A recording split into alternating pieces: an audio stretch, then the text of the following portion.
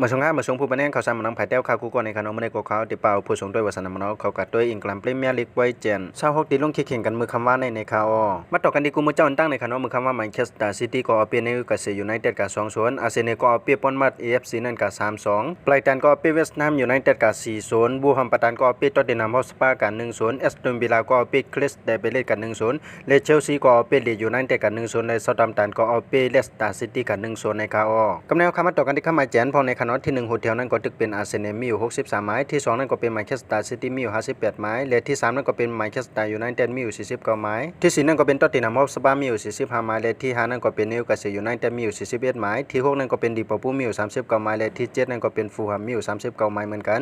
ที่8นั่นก็เป็นไบรตันมีอยู่38ไม้ที่9นั่นก็เป็นไบรท์ฟอนมีอยู่35ไม้และที่10นั่นก็เป็นเชลซีในขนมมีอยู่34ไม้ที่11นั่นก็เป็นเอสตันวิลล่ามีอยู่34ไม้ที่12นั่นก็เป็นคริสเดเบเลนมีอยู่27ไม้ที่13นั่นก็เป็นวูแฮมปัตตันมีอยู่27ไม้เหมือนกันที่18นั่นก็เป็นนอตติงแฮมฟอเรสต์มีอยู่25ไม้และที่15นั่นก็เป็นเลสเตอร์ซิตี้มีอยู่24ไม้ที่16นั่นก็เป็นเวสต์แฮมยูไนเต็ดมีอยู่23ไม้และที่17นั่นก็เป็นลีดส์ยูไนเต็ดมีอยู่22ไม้กับแนวคำมาต่อกันในส่วนทุกจันทร์พอในขณะที่18นั่นก็เป็นเอเวอร์ตันมีอยู่21ไม้ที่19นั่นก็เป็นเซาท์แฮมป์ตันมีอยู่21ไม้เหมือนกันที่20นั่นก็เป็นปุนมอ AFC ในขณะมีอยู่21ไม้เหมือนกันในขณะกับแนวคำมาต่อกันที่ผู้สร้างกงพอในขณะผู้สร้างกงได้นำโดยสิปืนก็ตึกเป็นเออร์ลิงปอฮานันของแมนเชสเตอร์ซิตี้สร้างกับยาว27กูในข่าวเพื่อจะเศร้าปุ่นแต่ในคำในก็ตึกก็อยู่ทั้ง2กูในขณะก็เป็นนอตติงแฮมฟอเรสต์เนี่ยกันตั้งเอเวอร์ตันทั้งกูนึงนั่นก็เป็นกูปิกแม็กในขณะก็เป็นลิเวอร์พูลที่เนี่ยกันตั้งแมนเชสเตอร์ยูไนเต็ดในข่าวเอาค่าทั้งเส้นทั้งหมดก็มีจึงหนังในขณะฉันจะวัดได้ก็ขอเกี่ยวด้วยส่งด้วยลองข่าวสารมันนำภายใต้ในก็อย่าไปลืมนึกไลค์นึกแชร์นึกติดตามบันข่าวพองในขณะฉันจะวัดได้ก็ขอด้วยทั้งช่อง TikTok Facebook ในก็อย่าลืมติดตามบันดังช่อง YouTube ข่าวพองในขณะ